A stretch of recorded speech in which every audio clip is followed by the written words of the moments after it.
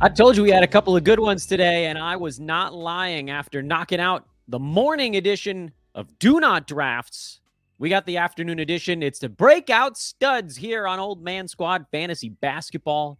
I'm Dan Vespers. Please take a moment to follow me on Twitter at Dan Vespers. Follow at Old Man Squad, and many of you have actually done that because that sucker's up to almost 1,300 Twitter followers now. And also, please, before you do anything else, if you're watching on YouTube, hit the like button. And if you're listening and you haven't already done it, subscribe. Also do that on YouTube as well. Those are the big ones. Want to make sure I mention at the beginning again, if you guys have comments on this show, as long as you guys are cool about them, I'll respond to pretty much everything. I got a thick skin. Just don't resort to name-calling crap. That just makes your comment sound silly. If you have something good, if you have just disagreed, that's fine. I'm good with that. That's fun. That's part of the process. Anywho, let's not waste any time. Let's talk breakout players. A few notes on what this actually means.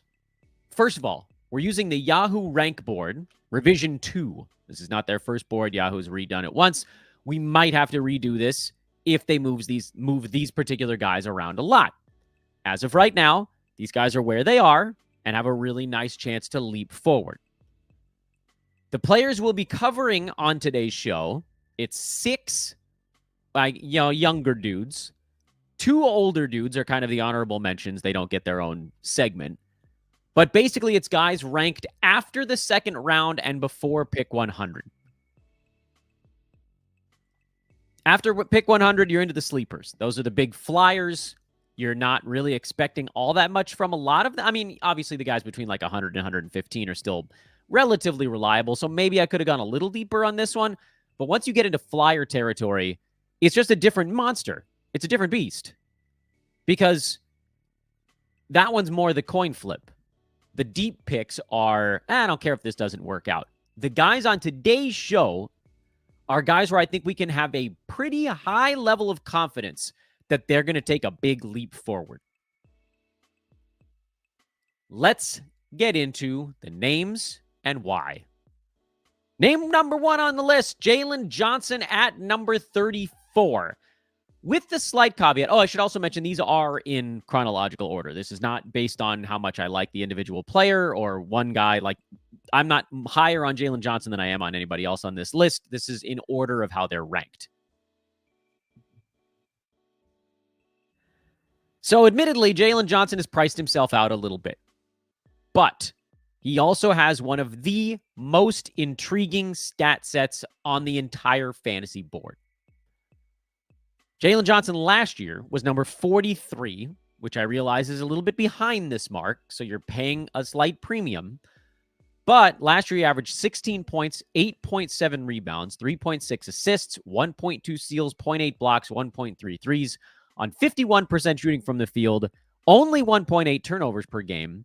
And yes, the free throw wasn't great at 73%, but he only took 2.5 of them per ball game. One of the big pieces of criteria for being on a breakout list, basically a guy that could explode and be a big win on draft night, is typically at least, and Jaylen Johnson falls into this, a player whose role is changing substantially for the better.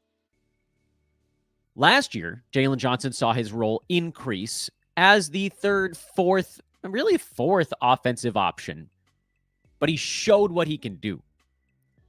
And the Hawks, as obviously a kind gesture to Jaylen Johnson, removed their number 2 guy, with, of course, the important note that the number 1 and number 2 guys on the Hawks pretty much did everything, and then everybody else just got table scraps. Bogdan Bogdanovic took 14 shots. We just mentioned Jaylen Johnson took 12.5. That was what was left after Trey Young, I almost called him Trey Murray. I was combining the two players. After DeJounte Murray took 19 shots a game, and Trey Young also took 19 shots a game.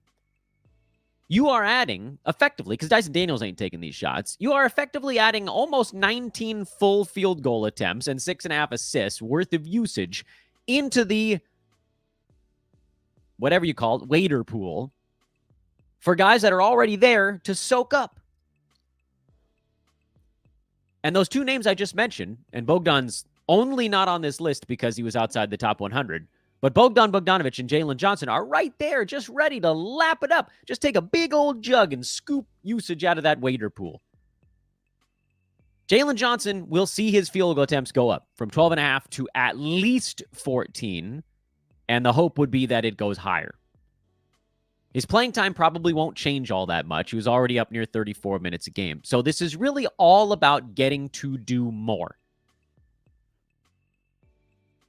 The nice thing about Jaylen Johnson is that an increase in usage has kind of a negligible impact on the percentages. He was about the same size positive in field goal as he was negative in free throw.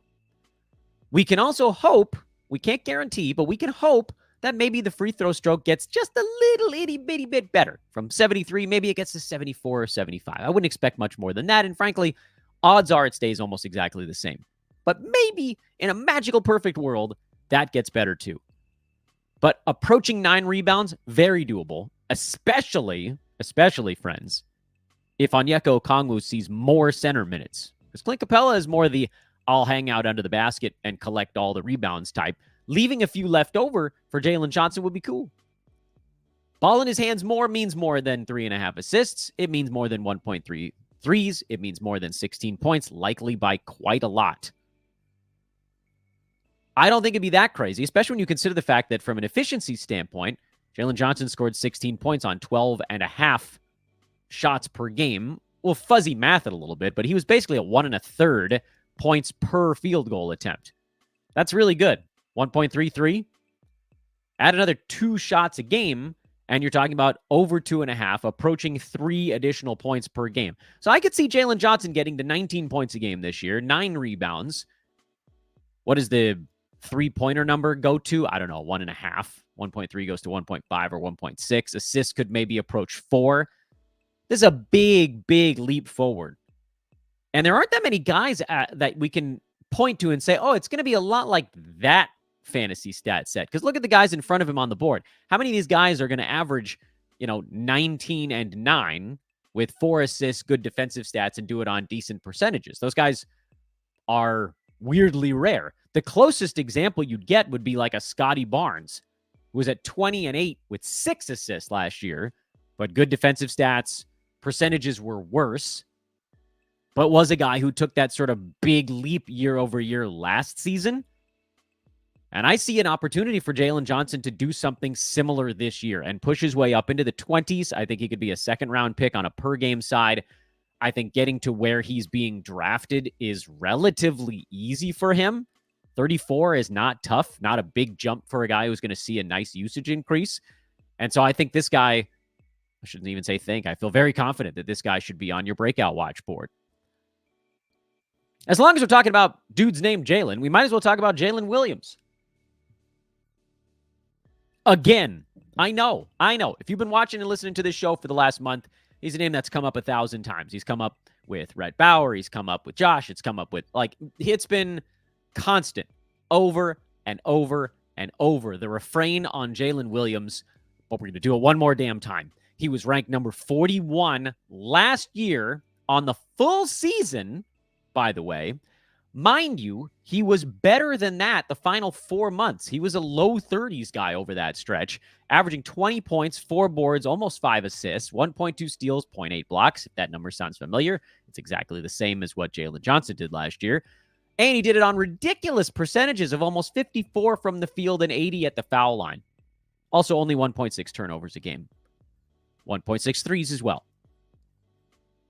I think it's almost a damn near lock that Jaylen Williams reproduces that line, and then there's an opportunity for him to do even a tiny bit more. People are like, no, he's the third option on that team. No, he's not. I like Chet Holmgren as much as the next guy, but Jaylen Williams is the other offensive option on that club. Holmgren took 11 shots a game last year. Jaylen Williams took 15. He's going to continue to take more shots, and if Chet takes more, it's not going to be coming from the Jaylen Williams bucket. I like Jaylen Williams to be a late 20s, early 30s per game guy. I like his build to be someone that can hopefully survive the season. And on top of all of that, the really amazing thing about Jaylen Williams is if you look at the second half of the season when he was a mid-30s dude, he was doing it in 30 minutes a game. He wasn't even being overwhelmed by a minute per game situation. In fact, the Thunder overall did a pretty good job of keeping their regulars' minutes in check. If Jaylen Williams somehow pushes his way up to 33, 34 minutes a night, which again, I don't know that that's necessarily going to happen, but that's another pathway for him to bump up 6, 7 additional slots. I think both Jaylens have a really good shot to be second rounders this year, and that's why they've got to go on this board. And Jaylen Williams is just a bigger value than Jaylen Johnson. My next name is Emanuel Quickley. Shout out to Rhett Bauer again. He's okay. So this is the one on this list that I'm probably the least certain of in terms of like breakout potential, because he's already being drafted at 55, which is, I don't want to say like you're getting him at his floor. This is the first guy I think we're talking about on the list today that we're probably getting a decent chunk above his floor.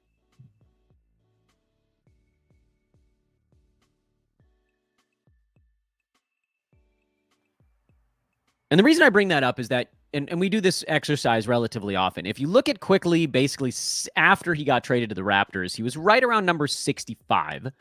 And as guys went down, that's when he started to push higher. Scotty Barnes went down, and then he became like a top 40 guy, and then Barrett missed some time, and he became a top 25 guy. And so it was all about just getting to do more and more and more and more stuff.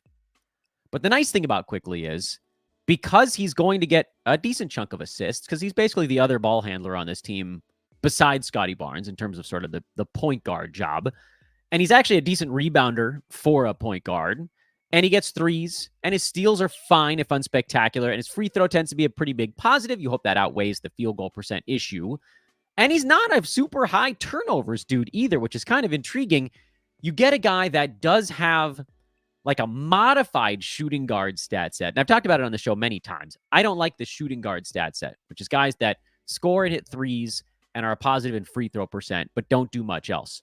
For Quickley, he's also a good rebounder for his position and pretty good at assists from that spot. So there's that extra double click of him pushing higher.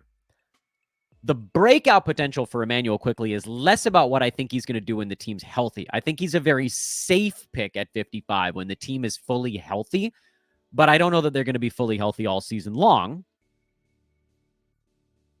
And every time there's an opportunity to do a little bit more, we've seen, even in the New York days, Emanuel Quickley steps right into that opportunity. He is not bashful. There are some guys that like shy away from taking on more responsibility when their teammates go down. And like, as much as I love him, Tobias Harris was that guy last year on Philly. No matter who was down around him, he was like, you know what, I'm content to take about 14 shots a game.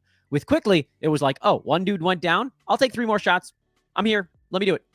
I got you. You want me to score 3, 4 more extra points? Get 8 assists instead of 6.5? I got you. Let me do it. Which is a great, great attribute to have as a fantasy player, because it opens up additional levels he can get to. And that's why Quickley's on the list. It's not because on opening night, I think he's going to come out and be a top 25 guy. In fact, quite the opposite. I think on opening night, Emanuel Quickley is going to be almost exactly what you're getting at 55.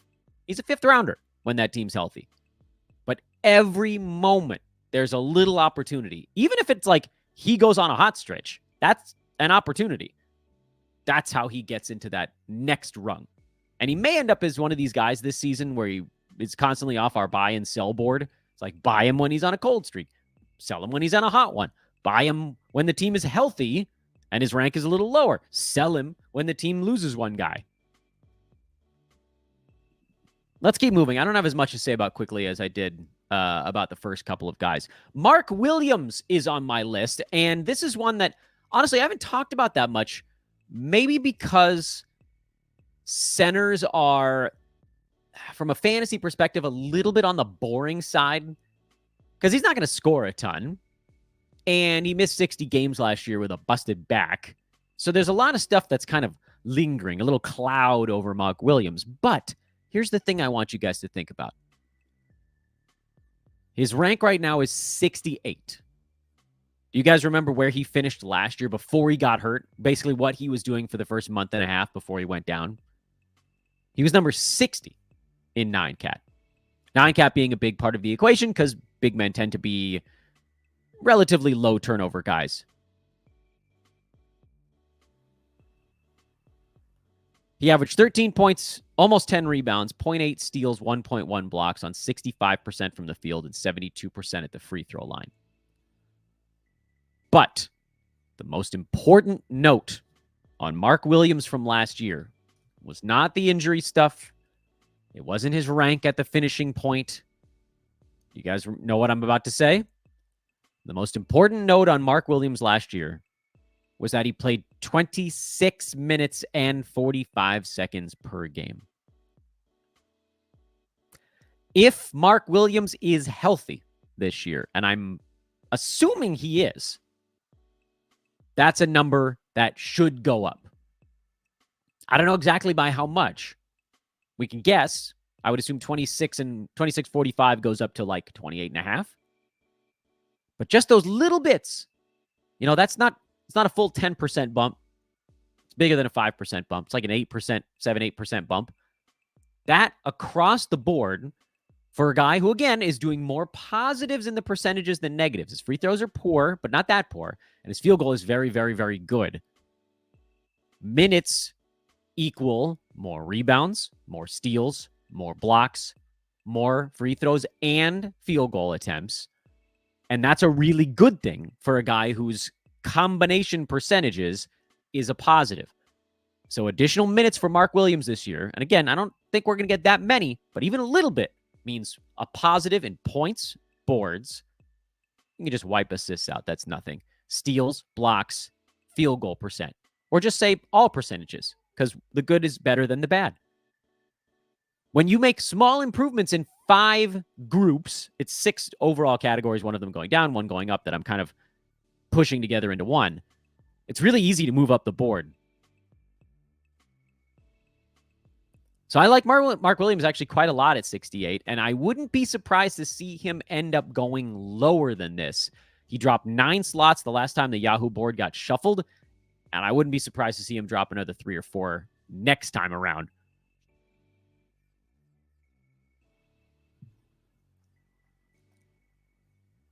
Next name on the board is Isaiah Hartenstein at number 86. He sort of broke out last year, but he's in position to do it again.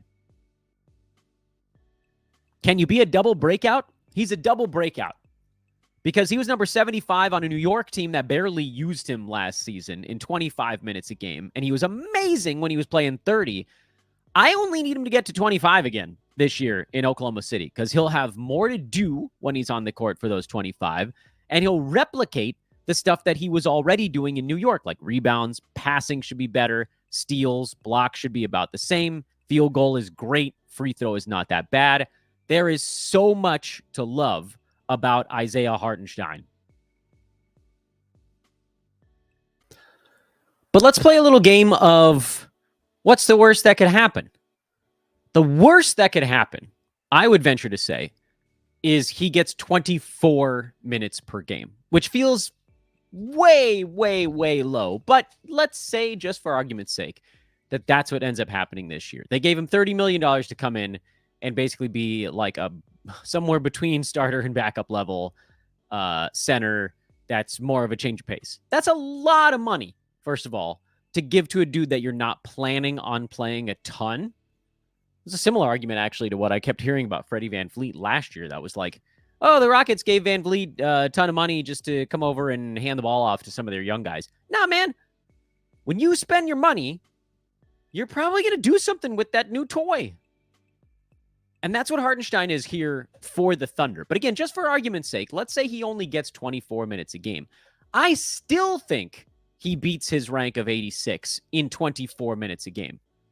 Because I do expect his scoring per minute to be better with OKC than it was with New York. Dude took 4.9 shots per game with the Knicks. That's an absurdly low number because the Knicks just don't involve their centers on offense at all. The Thunder will. He's going to be a hub. He'll be doing dribble handoff type stuff. He'll be working high post. Everybody else is setting screens and running around, and he's distributing. I would expect his assists per minute, his scoring per minute, all that stuff to be better in OKC than it was in New York. And so the lower minutes, that would impact rebounding, steals, and blocks. Not by much compared to what he did last year. And provided he's healthy, Odds are that he and Chet share the floor for at least 8 minutes, which would get him to 26. And if it's 9 minutes or 10 minutes a game, now you're talking 27, 28 minutes a ball game for Hartenstein. And in 28 minutes a game, we've seen what he can do. He's damn near top 50. So this one's, I mean, are we cheating the system a little bit by calling him a breakout player? I actually don't think so, because as awesome as he was last year, I still don't think everybody realizes how insane this dude's fantasy game is on a per minute basis. If he finds himself, and then there's the additional, like, what if Chet Holmgren misses a week? Hartenstein's full-time center at that point. What if they're working so well together that they share the floor for a dozen minutes one ball game and he plays 30? All of this stuff is possible. I wouldn't say probable for each one of those things, but possible, where, again, the floor for Hartenstein is like top 90. So you're drafting a dude at his floor with infinite upside. What if Chet Holmgren, and knock on wood, none of us wants to see this happen, but what if he has like a sprained knee and has to miss 5 weeks? And Hartenstein gets to roll 32 minutes a night for a month. We saw what that is. That's like a second rounder. Hell yeah. All in on Hartenstein at 86. And I would go quite a bit earlier based on what you're hearing from this particular set of logic. And finally, the last name on the youngisher player board for breakouts is Jordan Poole at 98. I think we are in prime post-hype territory on Jordan Poole, who was not good at all last year. And guess what? We faded him last year on my old feed, Fantasy NBA Today. That was my old show. Faded him last year, not because I thought he was going to be bad, but because I thought the floor was so freaking low that I couldn't spend a 4th-round pick on him. Can I spend a 9th-round pick on him? Hell yeah. Because I don't give a crap if the floor is low. We know the ceiling is high. We know that when he was getting more point guard work, he was like a top 60 type of dude, depending on format. I think he was ranked 70th down the stretch, and that's because of the 2.9 turnovers, which are going to be problematic, but hopefully, based on the other stuff that I suggest over the months on this show, your team probably isn't in that bad a shape on turnovers after the first 5 or 6 rounds anyway, because the guys that get big turnovers are not really my targets typically. I don't care if they're putting up big volume numbers. I don't want the guys that are extremely inefficient. So you have room to spend some inefficiency capital in the 9th round on Poole, who, again, look, I know they've got Malcolm Brogdon out there, but how long is that dude going to last? Are we really going to see another season where Jordan Poole is just sort of goofing around for the first 4.5 months? I think he got a taste of running the show down the stretch, and he wants to do more of it. So I think Poole has a chance to score 20 points and go 6+ assists this year and hit 3 threes and get a steal and be a big-time positive impact free throw shooter and completely destroy your field goal percent. That's not going anywhere. He's a mess there.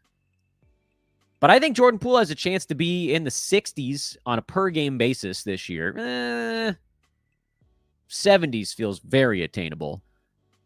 But, again, when you're 60s, 70s in 9-cat and your weakest category is, well, forget field goal percent because so many guys are terrible at that.